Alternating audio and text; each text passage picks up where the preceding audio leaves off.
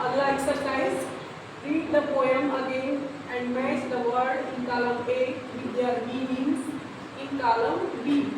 Check your answer with your teacher and classmates.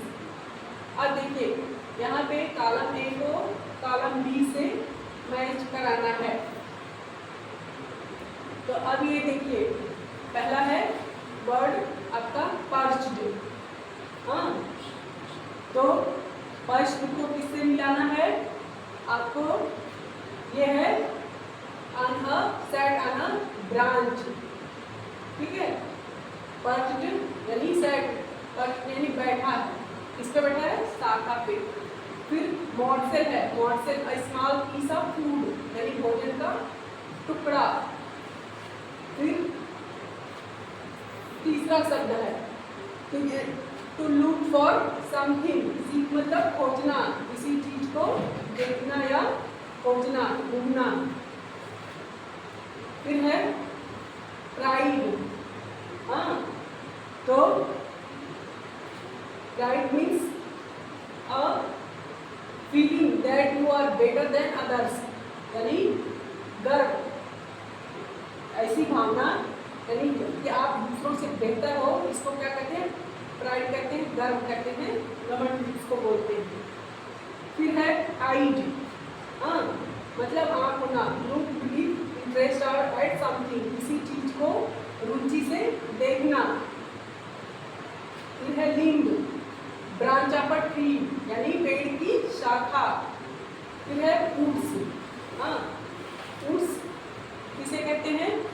कि a smaller area forest with similar kinds of tree, यानी छोटा जंगल, जंगल भी कहते हैं। वुड्स मीन्स लकड़ियाँ भी होता है, लकड़ी भी होता है, और वुड्स मीन्स जंगल भी होता है।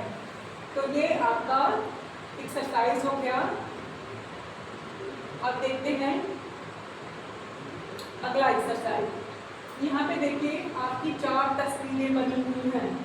Look at the picture and number them in order that they happened in the poem, यानी ये आपको क्रम में लगाना है।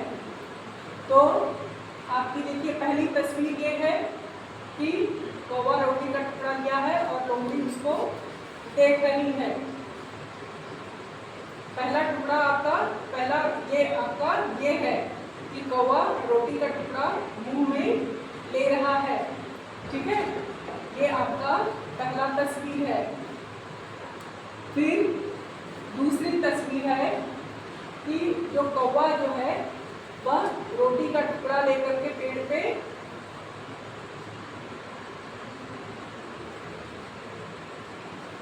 बैठता है और लोमड़ी उससे बातें करती है, लज्जाई हुई दृष्टि से देखती है और उसे बातें बनाती है, करती है।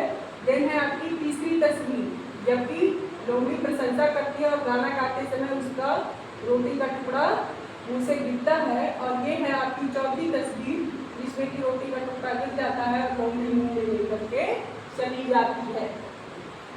देन देखते हैं, read the following lines and answer the question that follow.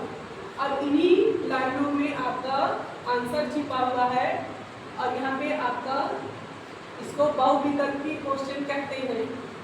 क्या कहते हैं? Vocabulary type. Sir Ravin, you are a handsome bird. Such feathers, if you would only sing, the birds of these woods would call you king. Such feathers refer to, तो ये feathers किसके थे? Feathers, such feathers refer to shiny and beautiful feathers, यानी feathers कैसे हैं? shiny and beautiful feathers। तो अब आता है दूसरा question, why would the birds of the wood call the raven king? यानी वो उसको रावण को राजा क्यों कहती है? तो अब देखिए इसकी प्रशंसा के लिए ना कि